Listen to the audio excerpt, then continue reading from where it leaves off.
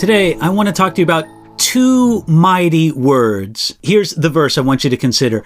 Colossians chapter 1, verse 19, which says this: "For it pleased the Father that in him all the fullness should dwell."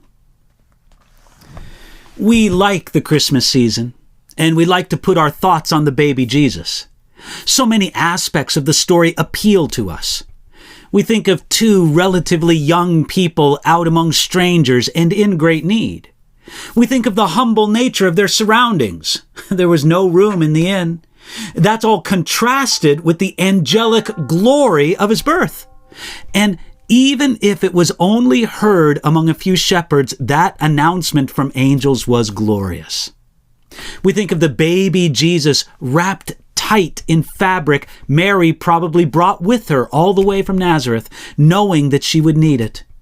We think of a little child on a starry night laid down to sleep in a feeding bin meant for animals.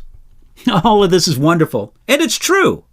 Yet it only scratches the surface of the greatness of what God did on that night when Jesus was born.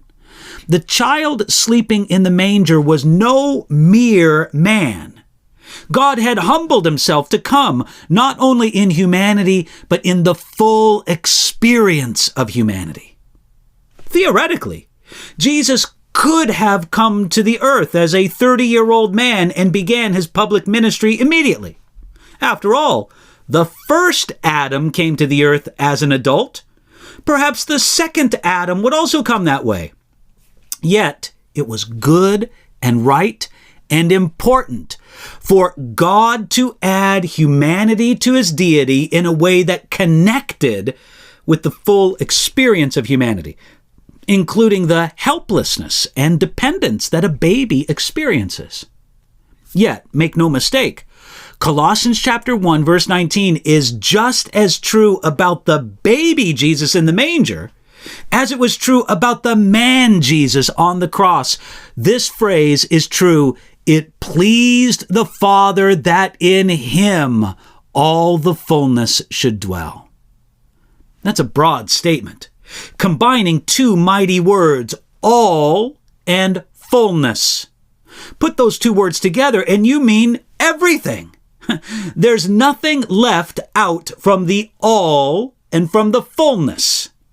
And these two words tell us that in him, that is, in Jesus Christ, there is all of what makes God truly God. There was a definite idea behind the ancient Greek word that Paul selected, the one that we translate fullness. The ancient Greek word was pleroma, and it was originally a recognized technical term in the theological vocabulary of the ancient world.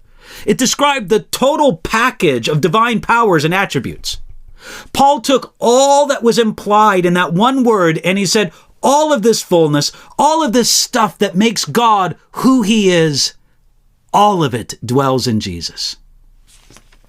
Paul also carefully chose his words when it came to should dwell. You see, the ancient word for dwell is here used in the sense of a permanent dwelling. There's an entirely different word used in the sense of a temporary dwelling place. God wanted to emphasize that Jesus was not temporarily God, but that he is permanently God. And notice that the fullness is in Jesus Christ, not in a church, not in a priesthood, not in a building, not in a sacrament, not in the saints, not in a method or a program, but in Jesus Christ himself. You could say that it's in Jesus as a distribution point, so that those who want more of God and all that he is, they can find it in Jesus Christ. So long ago, all of that slept in a humble manger on that Bethlehem night. Fill your heart and mind with those precious thoughts today.